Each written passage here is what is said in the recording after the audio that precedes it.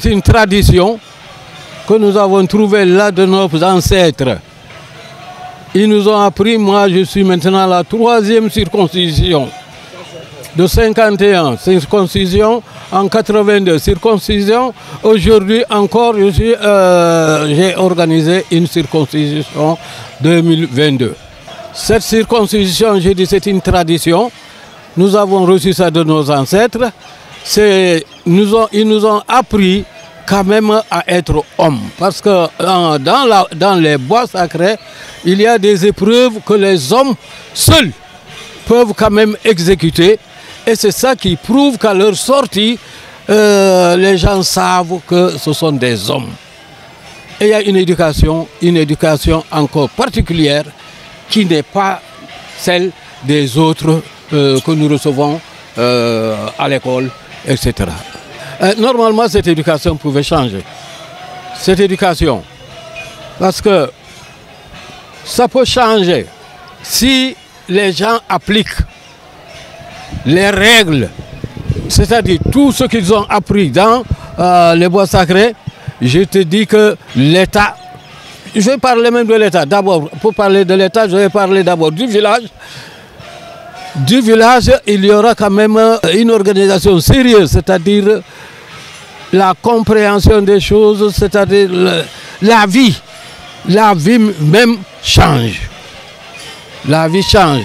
Et dès que la vie change dans le village, je crois que dans le département, la vie va changer. Et si ça change dans le département, la région, ça va changer. Donc ce que nous apprenons dans la circoncision, c'est de former l'homme. Ah, là, on apprend beaucoup de vertus. Hein? Bon, il y a par exemple le courage. Hein? Il faut être courageux, un homme. Il faut apprendre à dire la vérité. Le respect des parents. Tout ça, ce sont des vertus très importantes. Alors, on nous enseigne ça dans la circoncision. Le respect de l'environnement. Tout ça, c'est appris dans la circoncision. Alors, si cela se respectait, hein, je crois que ça va faire partie quand même de le développement du pays. Mais c'est dommage que nos enfants d'aujourd'hui ne respectent pas. Les enfants d'aujourd'hui, ils ne reconnaissent même pas leur papa. Tu vois, ça déforme carrément l'éducation. L'accoutrement, ça c'est propre à chaque village. Ça c'est propre à chaque village. Ce que nous faisons ici, le Bandial, avec Bandial, ça va. Hein? Des connexions avec le Bandial. Oui. Mais avec Tendouk ou Balingor, ce n'est pas la même chose. Donc ça c'est différent de village en village. Notre dernier Boukout, mais c'est en 1982. C'est en 2019 que nous nous sommes réunis et nous avons pensé qu'il est nécessaire, sinon même indispensable, qu'on y revienne sur l'éducation de nos ancêtres. Et c'est en ce moment que nous avons pensé à organiser le Boukout. Je peux dire oui, c'est une école parce qu'on reçoit une formation là-bas. C'est une école. On reçoit beaucoup de vertus, comme il l'a dit tout à l'heure, mais les instructions que vous recevez là, qu'on reçoit, qu'on donne aux enfants, ah, c'est une instruction, c'est une école de la vie. Nous avons lancé des demandes un peu partout, même jusqu'au président. Il va m'entendre. Jusqu'au président, mais aucune réponse.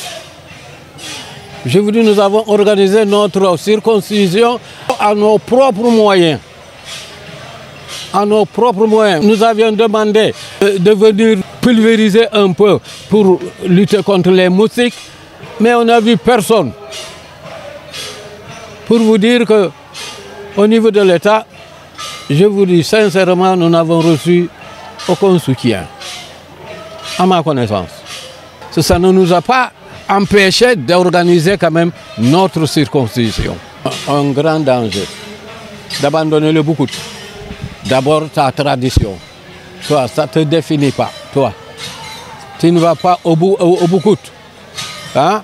Parce que le Boukout définit l'individu. Il est Diola. Il y a, évidemment, les Boukout ne sont pas les mêmes.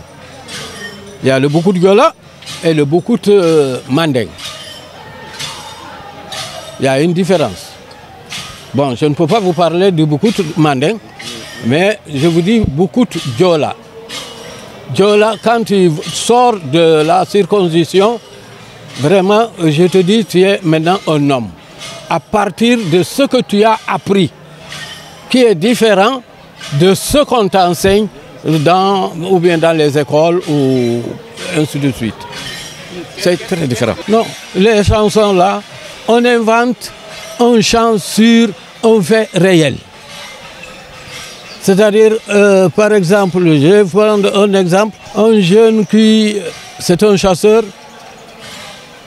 il est tombé dans un puits. Évidemment, les gens voient ça autrement.